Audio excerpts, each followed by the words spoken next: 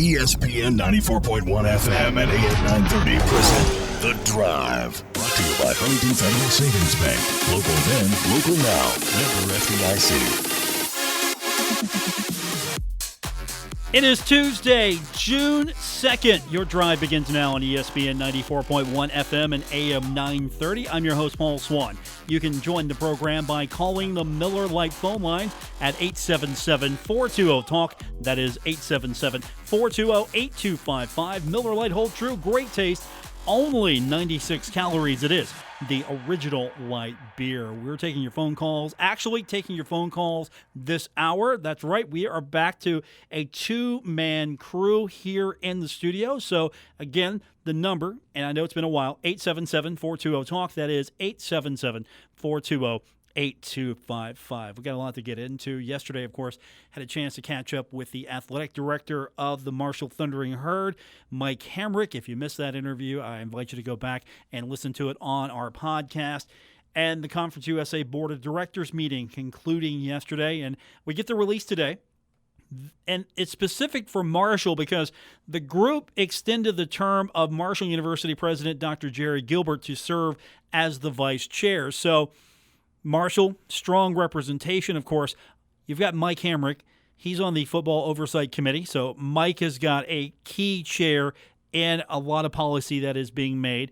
And you have Dr. Jerry Gilbert as the vice chair of the Conference USA Board of Directors. Now, we touched on it yesterday. The 2021 Baseball Championship is going to be hosted by Louisiana Tech in Ruston from May 26th to the 30th. Now, in 2022, it's going to be in Hattiesburg from May 25th to the 29th.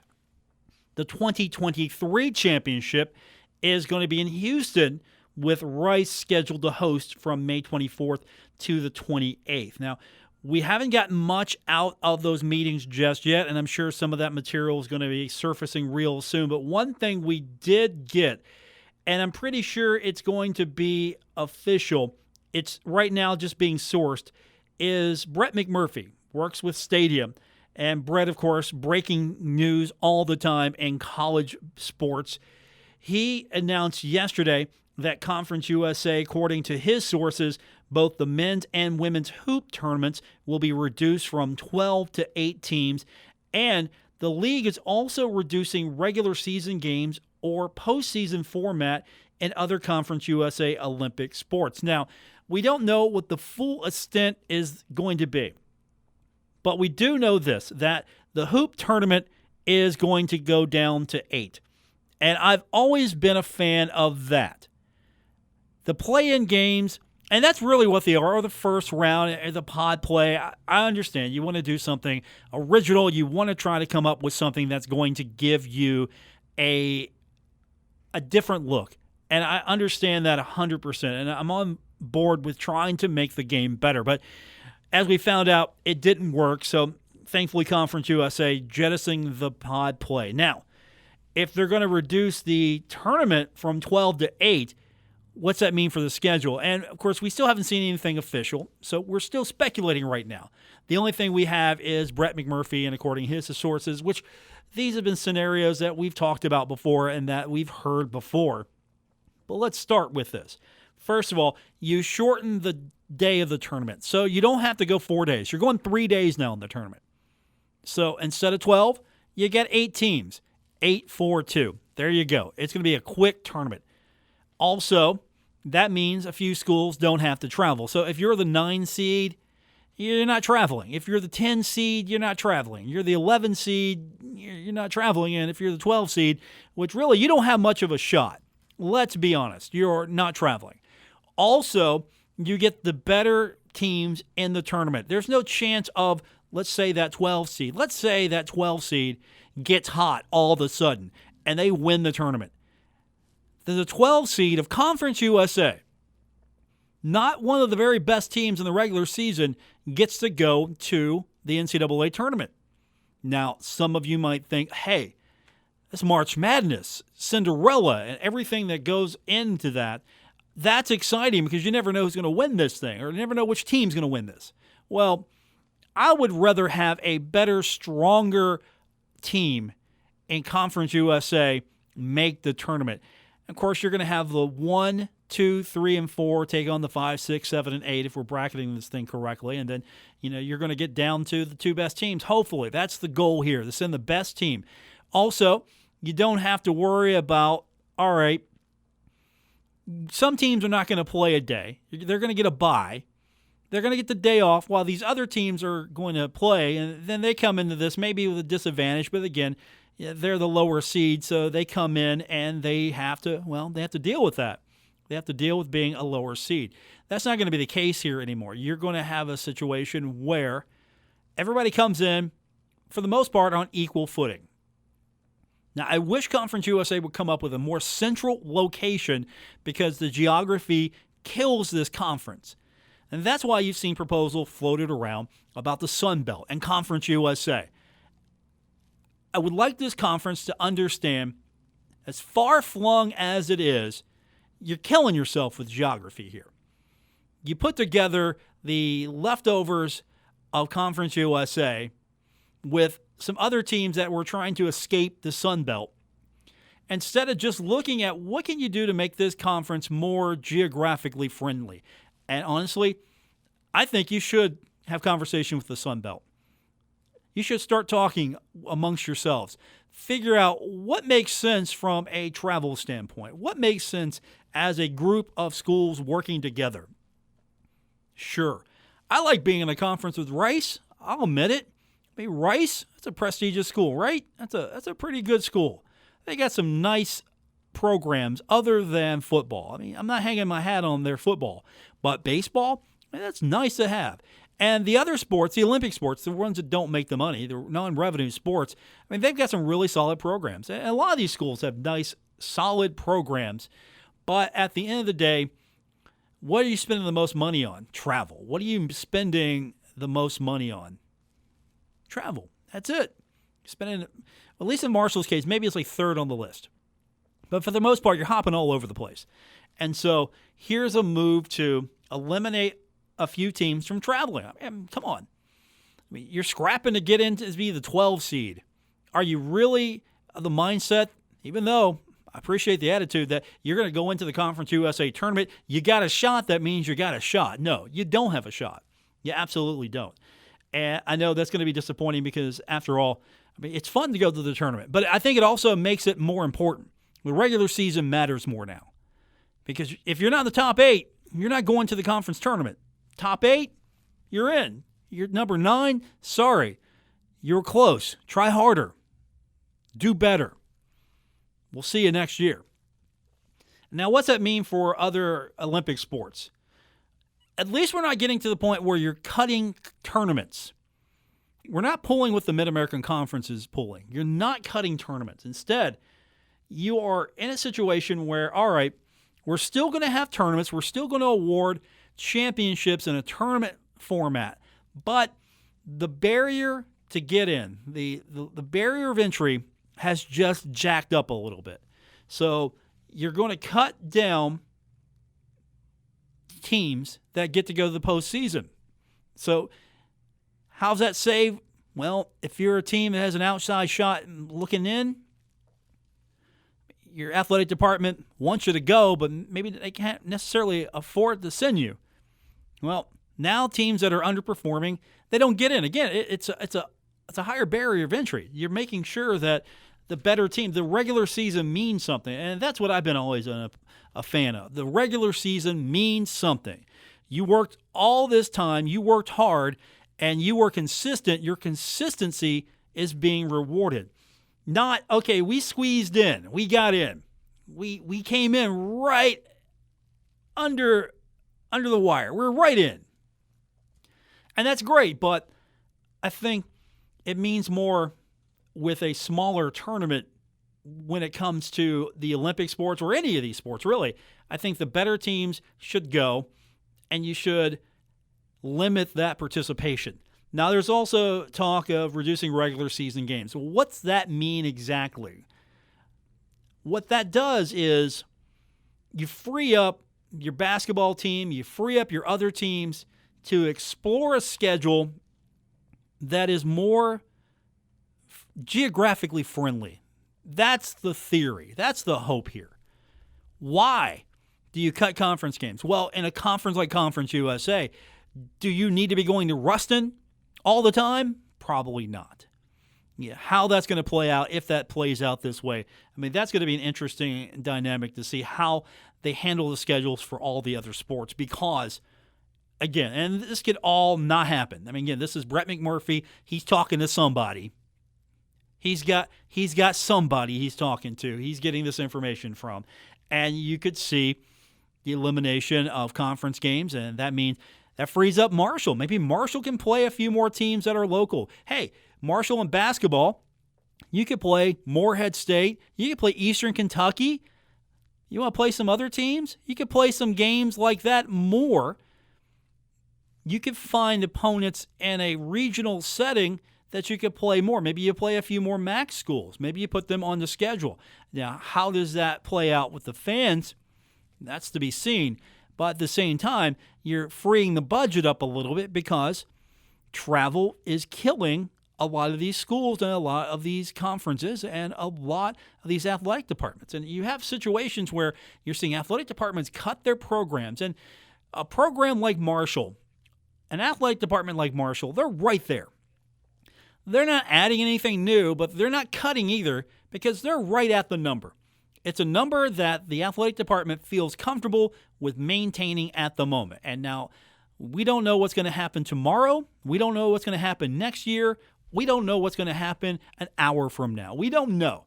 But as it stands right now, Marshall's at a place where the university can manage what it has.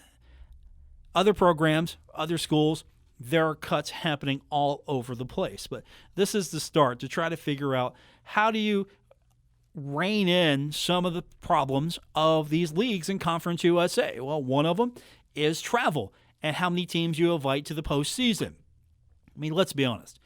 If it means that the 9 seed doesn't go to the basketball tournament, even though it's Marshall, if it means the 9 seed doesn't go, and that's money that can be saved and put towards next season, and maybe then that money can be used next season or to make sure that other programs are going. I mean, you got to weigh what's good for the school, what's good for the individual teams. Now, there's an easy way around all this. If I'm Tony Kemper and I'm listening to this right now, I'm thinking, you know what, Swann? I'm going to not be the 9 seed. This team is 8 or better. And we're not even talking 8. We're going to be one of the top teams. If I'm Tony Kemper right now listening to this, I'm going to hear about it. I'm going to hear about it. And if I'm Ari Agnes, I'm listening to this, I'm going, you know what? Okay, that's the barrier. Fine. That's where we're going to be as a program because we're going to the tournament. And you see, all of a sudden, the regular season means more. You're rewarded for the regular season. And at the same time, you're putting some sense into this because you're trying to save dollars and cents. You're trying to save money.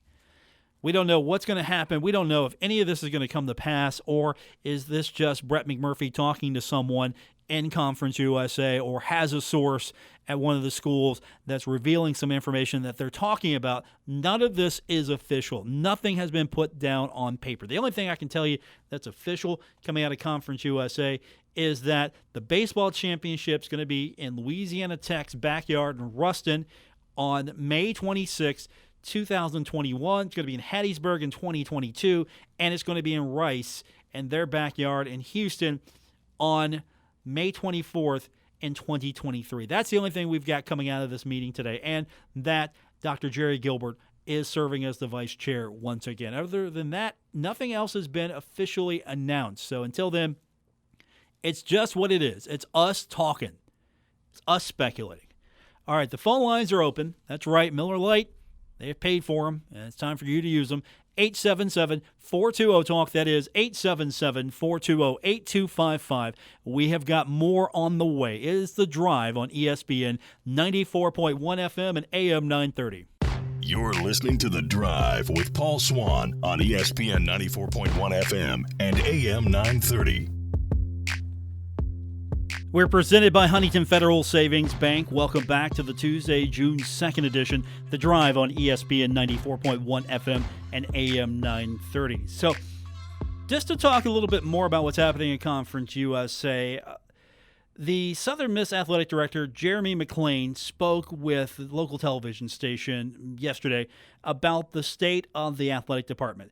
And McClain, talking to the TV station, he stressed that every sport at the school is safe from being cut, as maintaining Division I status is a priority. And that's a point to be made. For a lot of these schools, cutting sports not an option, even though the budgetary needs are maybe straining the athletic department, the university.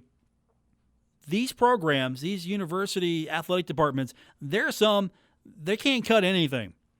They're cutting everything else they can, but they can't cut programs because you're trying to stay Division I. And right now, that's what Marshall's goal is. Marshall is a Division I school. Marshall wants to maintain Division I status, so you must maintain by carrying the proper amount of programs. And so this is what McClain said. He said some of what you see around the country are departments who are 18, 20-plus sports in their portfolio. And in this environment, they found that that's not sustainable. But for us, we feel like that will be way down the list for us. He's also confident that there's going to be a fall sports season. He said, and this is from, again, WJTV, he says the university plans on having students on campus and fans at games. They're preparing as if things will be normal, but if they're not and students aren't on campus, McClain still believes sports can happen. So that's what you're hearing from athletic departments and athletic directors and coaches across the country. Hey, we're preparing as if this thing is going on. We're preparing as if we're going to have a season. And we'll know sooner than not with Marshall, because Marshall could have one of the few games to start the college football season. With Notre Dame moving their game now, Marshall could be one of the first games going, because Notre Dame's not opening the season against Navy in Dublin. And again, that's the coronavirus right there. They're going to face each other at Navy Marine Corps Memorial Stadium in Annapolis, and that's going to be most likely on Labor Day weekend. So what does that mean? Well, that means not too many games competing with the herd. Week 0, right? And so you'll know sooner than later if there's going to be any disruption, because Marshall's probably going to be one of the first games going on in the college football season. I mean, that's huge. That's almost now making it more important to, if you're going to pull this thing off, because Marshall could be almost in the driver's seat as far as college football is back. Here's the thundering herd. Marshall could be leading the charge for the return of college athletics, college football, week 0. Think about that just for a moment. The importance now, the fact that Navy and Notre Dame not going to open up in Dublin. They're going to face off possibly Labor Day. So that means bring on the herd, right? And if Marshall does it right, Marshall does everything they need to do right. Because yesterday when we were talking to Mike Hamrick, Mike was not happy that the kids or the student athletes tested positive, but was happy the fact that they caught it. Yeah, he's not happy that these kids came up positive. He's happy the fact that we as an athletic department, in his mind, we caught it. We got it. Now these kids are in quarantine and we can take care of it. And that's the point of this. And so if Marshall can pull this off, and I encourage you, please, if you didn't listen to it yesterday, go back, listen to him talk about the importance of everything they're putting in place. And I was listening to him do some other interviews as well. And the thing he's stressing, again, is, we're going to do this right. We're going to put the health and well-being of these kids at the forefront. They're wearing masks right now. Why are they wearing masks? I mean, they've been checked, right? They've been cleared. There's no positives other than the 2 that have been isolated, and also a member of the staff that have been isolated. What are they wearing masks for now? Well, because they're trying to make sure that they stay safe. That's it, because I could still be asymptomatic. You could be asymptomatic. I wear a mask because here's how it works. I'm wearing the mask to keep you safe, and you're wearing the mask to keep me safe. And so don't want to take any chances. You don't want any missteps here, and you want to do this as best you can by the playbook that is being written on a daily basis. But Southern Miss, they're planning on, hey, look, we can have sports. We can still have sports. If the fans aren't going to be here and the students aren't going to be here, we can still have sports. And I don't know what that's going to look like, but I kind of got a glimpse of it yesterday as I was watching some video. I think it was Chuck McGill. Chuck McGill shot some. I saw it on Twitter. And you saw how the tape lines and everything, the signs, the distancing as the student athletes entered Jones C. Edwards Stadium. I mean, that could be the shape of things to come here. That could be sort of a sample of what's going to look like on game day if you're going to a Herd game. You might have to go in. It's going to be a staggered entrance. I don't know, they might let you in by ticket, by time. If you have this ticket for this seat, this is where you're going to enter, and this is when you're going to enter. This is how it's going to happen. Everything's going to be a staggered time. Everything's going to be socially distanced out, measured out. And that could be the beginning of how this is going to work. And again, season tickets, what I tell you, if you don't have them, you needed to get them, because if the capacity of the stadium is reduced for social distancing, that's going to be important. So Herd fans, well, I know if you're going to the game, you got your season ticket. I'm pretty much safe in saying that. If you were thinking you're going to go to the game, but you were not going to get season tickets, let me know how it works. Good luck. Let me know how it looks. I mean, look, they might not let me in, and that'd be okay, because they might limit how many people can interact in the press box. They might have the media spread out. They might primary outlets only. They could have reduced capacity. I mean, you could have maybe one reporter from the newspaper. You could have maybe, I don't know, do you have all the television stations on the sideline? Do you have maybe pool coverage? I don't know. We haven't got to those extremes yet. I mean, that could be a possibility. I mean, do you allow 3, 4, 5, 6 photogs out there with their sports anchor? Do you allow Keith Morehouse and Jim Tracy, or do you just allow Keith Morehouse or Jim Tracy? Do you allow Mark Martin? And the answer is yes, because he's going to be on the radio crew, so you allow Mark Martin. But does that mean my guy, C.J. Harvey, is C.J. going to be on the sideline because Mark can't shoot? Play a little favoritism here? I don't know. Now I'm just stirring it up a little bit. But you see my point here. I mean, how is this going to play out? Because I'm not exempt from this either. Are we going to go, okay, Swann, you can come in, Dave Walsh can't? Swann, you're fine. Dave, he can't come in. No, you can't have him come in. All right, sorry, Dave, you can't come in. I mean, how's that going to work? And let's be honest here. We can kid around with a little bit of this, but at the same time, we just don't know. And then how many media members are going to want to go? Or going to feel like, okay, you know what? I can do my job by watching it on TV or listening to the radio or a combination or both. I can phone the coach, get a quote. Who knows how it's going to happen? What's a coach's post game going to look like? Are you going to allow me as a member of the media to interact with the student athletes? Keep that in mind. Am I going to have to submit to quarantine and then be tested to be allowed in the stadium on game day to cover the game?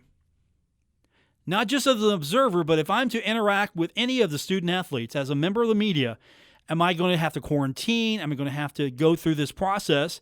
And will we have testing that's going to be able to declare me positive or negative quicker?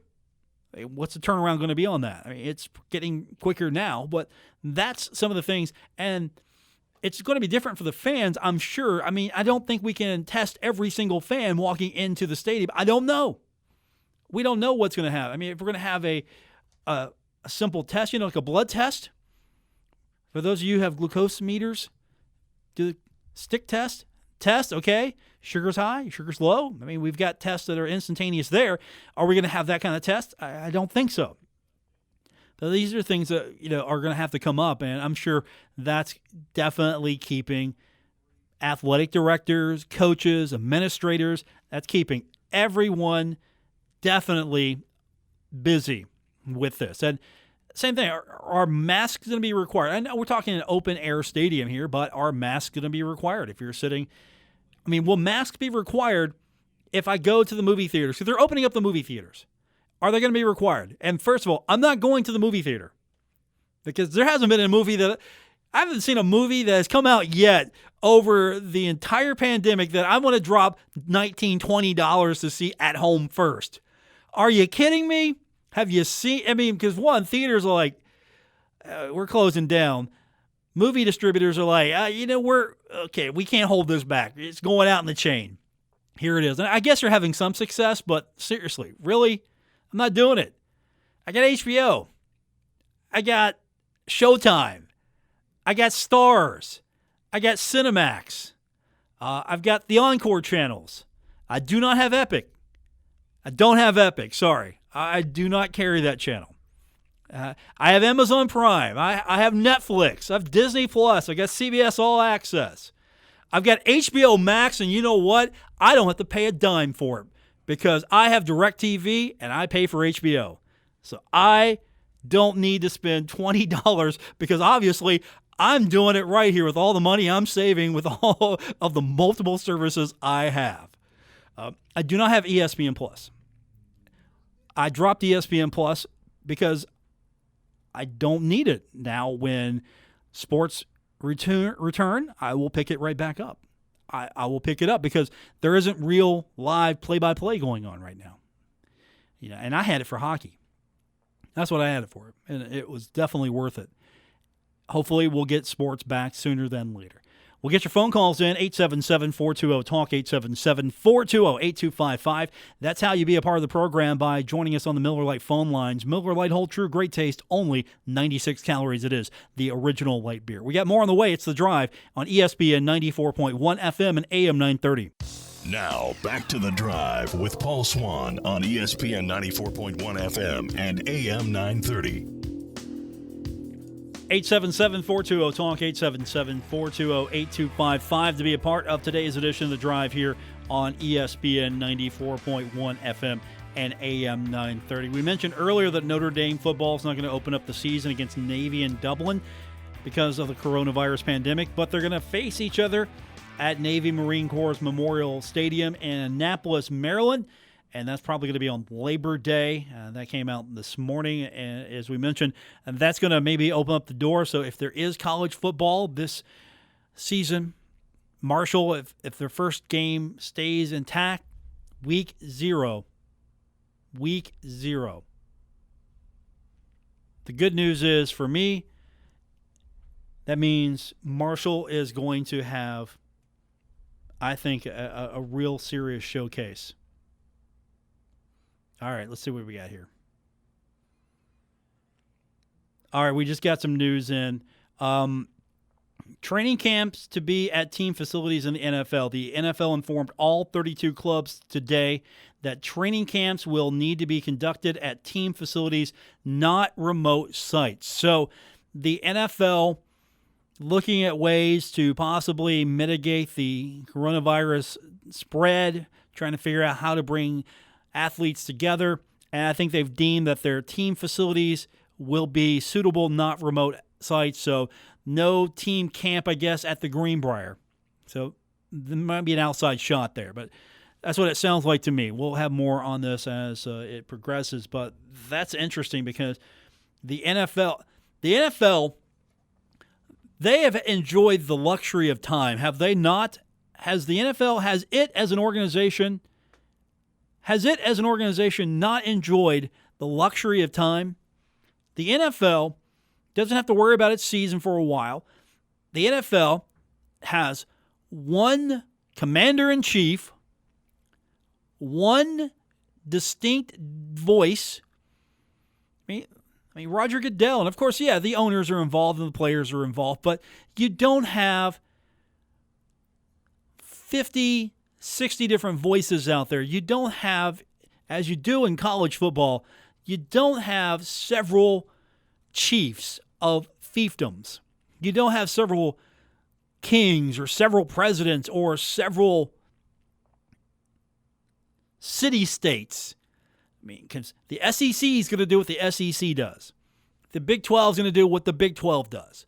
The ACC is going to do what the ACC does. The Big 10, I don't know what they're going to do, but they're going to do it. Conference USA, all the other conferences, I'm not saying that they're going to react, but you've got different directions for each and every league and every school. And not necessarily will all the schools be on the same page ultimately, as we're talking about. Some states might allow openings, some states might not allow openings. It feels like at this stage, the push is for opening. And it feels like right now, with activities resuming on campus, that this is setting the stage, and this is proof of concept. Okay, if we can do this, is probably the thought. If we can do this, then we can move to stage 2, and we can go from there and move forward and possibly have some form of a college football season. But the NFL's going. I don't anticipate not having an NFL game. What I anticipate is either stadiums without fans, stadiums with limited fans. But let's be honest, the NFL is going to be on TV. The NFL will play. And they're making it easier and easier for me to watch this season. Because I got a letter in the mail. Dear Paul, you're getting the NFL season ticket on DirecTV for free because I'm such a great customer. So you know what? I'm sitting back. I'm going to have Dan Horde on the radio. I'm going to be watching Bengals football on TV. All games. Doesn't matter. And the NFL is making sure that their product is seen as much as possible because they're going to be depending more on television revenue and all the distribution platforms to get the game out and make money that way, because they're going to take a hit, as every league is going to. They're going to take a hit on the ticket because you're going to have fans that aren't going to be able to go because of restrictions. You're going to have fans that are just not going to go because of the health concerns. There are so many different scenarios here, but the NFL is making sure that they're going to play and that I'm going to be able to see it. Be it Saturday, a Sunday. I'm hoping it's not a Saturday. Because they're taking Saturday. If college football's not happening, the NFL's jumping in and taking some Saturday dates. That's going to happen. If there's a void on Saturday, the NFL is going to take that void and go. Now, if there's college football, if there's actual relevant major college football going on a Saturday, the NFL is not going to join that day. They're going to do what they do. I mean, so we're going to have Sunday. We're going to have Monday. I mean, Monday is going to mean a little bit more. We're going to have Thursday. We're going to have games. And they're loosening up the blackouts a little bit more, too. They're loosening up those restrictions a little bit more. Because here's the thing. If we'll use Cincinnati as our example. If I'm at a television station in Cincinnati and I've got the double header, I don't have the Bengals, I'm hosed. I mean, because you're protecting the Bengals. You're protecting the team in the city. And so they're going to loosen that up a little bit more because they want fans to see the games. So there's not as much protection. I mean, it's noble in thought because, after all, you don't want to compete with the product in town. You don't want to compete with having a game on your local TV when the hometown team is playing. And it's like 100 miles. It's 100 miles. And that applies to the radio as well. I mean, for example, if the Bengals make the AFC Championship game, I've got to carry the national feed because the Bengals get a certain range. It's just them. And, nobody in that circle can get the game other than the local affiliates that are within that 100-mile range. If I understand that correctly, I could be a little wrong on that. I'll double-check myself on that. But the NFL is making sure that I get to see the games this year, and I'm good with that. That's the thing. More exposure is better. Completely. I mean, that's why I'm hoping that the NHL gets a better TV contract and gets ESPN as a partner as well. Expand, because the more you see the product, the better. I mean, the NBA, the NHL, the NFL, they all want you to see their games. MLB, I don't think we're going to have games, so I'm not worried about that this year because they can't seem to figure it out, how to work together, how to play nice with each other. We got more on the way. It's The Drive, ESPN 94.1 FM and AM 930. Buckle up. Paul Swann has the wheel on The Drive, ESPN 94.1 FM and AM 930. 877-420-TALK, 877-420-8255 to be a part of today's edition of The Drive here on ESPN 94.1 FM and AM 930. Our phone lines brought to you by Miller Lite. We're talking about the resumption possibly of football, the NBA. We don't know when that's going to happen. We don't have an idea yet, but Steve Ballmer doesn't see anybody agreeing to reopen arenas in the foreseeable future. He was talking about the fact that you're not going to see arenas or concert venues in the foreseeable future. He was talking to Yahoo Finance Editor-in-Chief Andy Sewer on his episode of Influencers, or it's a program. And he said, so I have to say that things will be fanless, which who knows what kind of experience that will be to watch on TV and for the players. Now, late July, we're going to see the NBA. If this goes off, we're going to see the NBA late July at Disney World in Orlando. I mean, if anywhere is going to be a great place for these players and families and coaches to lock up and quarantine, hey, go to Disney World. That's where Bill Cornwell would be right now, quarantining. If he could work his way on a roster or on a staff, that's where my guy, Bill Cornwell, would be. He would be in Orlando right now quarantining at Disney World because it is the happiest place on the planet, right? I mean, that's what they keep telling me. On my radio salary, I will never be able to afford a trip to Disney, so I digress. But in all seriousness, you got a situation where you're going to be on a campus. I mean, you're going to have hotel rooms. You're going to have the park shut down to visitors. I mean, Major League Soccer is looking at playing there. And we're still waiting for the specifics of what the format's going to be, how many teams are going to be invited to compete. It's not going to be all 30. So there are going to be some teams where, sorry, you're not. It's same thing with the NHL. Hey, the regular season's over. We're going to a playoff format. We've invited these teams. The rest of you, hey, good luck in the NHL lottery draft. Good luck. And so all I know is if this thing gets underway, I am rooting for the Rangers to take out the Carolina Hurricanes because that's the bracket. Because the NHL at least has got the bracket. They've got the format. The NBA's got the place. They got the location. Okay, we've got the place. Here's what we're the NHL, we got a couple of hub cities we're talking about. We're not ready to talk about that just yet. We're moving on now to the schedule. I mean, come on. It's going to be late July before any of this is, this is June. This is June. We got about a month and a half of this still before we have anything really juicy to get into, to really sink our teeth into. But Ballmer's talking about, look, we're not seeing facilities opening up anytime soon. And how's that going to work? If you're not going to open up the facilities here in the next few months, are you going to open them up closer to the fall?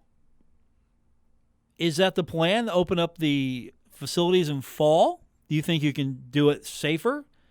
Or are you going to have a plan in place? I mean, with college football, there's no move in the Marshall game. We're not taking the Marshall game up to the hill in Huntington High School and playing up there away from everybody. You're not doing that. That's not how this one works. With basketball, though, they're going to play in a central location. NHL, they're going to have 2 hub cities, and they're going to do something similar to what the NBA looks like they're going to do. I mean, with other sports, are we going to see fans anytime soon? And when do you start, and especially in arena situations? I understand where football and the open-air stadiums, they think they can do something that's going to allow some fans in the building, some fans to sit and watch the game. I understand that completely, but basketball, that's going to be a different, and I really mean different proposition. Because how are you going to limit that? How do you limit the fans? What's the lottery? Is it going to be priority season ticket? I mean, there are so many things that, thankfully I don't have to worry about. But this is Ballmer. Again, this is a guy who at one point was running Microsoft. So he's a businessman. I mean, he likes basketball, or he likes owning a basketball team at least. He likes being the owner of the Clippers. But at the same time, the NBA owners, they're there also to make money. And for him to say, look, I don't know when we're going to be able to open the arenas up, because the arena, that's where a lot of your money comes from, because you're building bigger and better arenas. I mean, we saw Golden State just recently open up a bigger and better arena, and it's all about that. Tickets, those are the important things. Again, coming down to when can the fans get involved? When can the fans be a part of this? And the NBA, I think the NBA is going to be one of the measuring sticks, because if the NBA says, well, wait a minute, we're not going to do this anytime soon this way. I mean, the NHL, will the NHL follow, or will they be in concert with each other because they share some of the same facilities? I mean, that's a big deal there. Sort of has some synchronicity, some cohesiveness with those two leagues, especially with the sharing of facility. I mean, Madison Square Garden. I mean, you got the Rangers and the Knicks, right? I mean, the Islanders are eventually going to have their own facility, but, you get the Barclays Center. And you get other facilities that kind of share the same. I mean, Staples Center. I mean, the LA Kings. You got them. You got the Lakers. Yeah. Capital One Arena. It's still Staples Center to me. Yeah, see, I don't know how it's going to work out this way. I just don't know how it's going to work out this way. But we're taking it day by day. We're taking it day by day. And honestly, I didn't think we'd get to this point right now. Seriously, I didn't think we would get to this point. I didn't think we would be talking about the fact that we are in a situation where possibility of some sports resuming. And honestly, it's still months away from happening. So we don't know. So you've got arenas that are going to be empty for a while, and that means no Laker basketball at Staples Center. And Spencer Dupuis, our producer this afternoon, he was speaking in my ear. You were talking about the Washington Capitals. Yeah, I was trying to figure out what you were saying. I'm not used to having you in my ear. It's been like 3 months. I got to relearn to actually have someone on the other side of the glass. That's going to do it for this edition of the show. I want to thank our producer, Spencer Dupuis, for coming in today and handling the phones. We'll do it again tomorrow. Thanks for tuning in here on ESPN 94.1 FM and AM 930.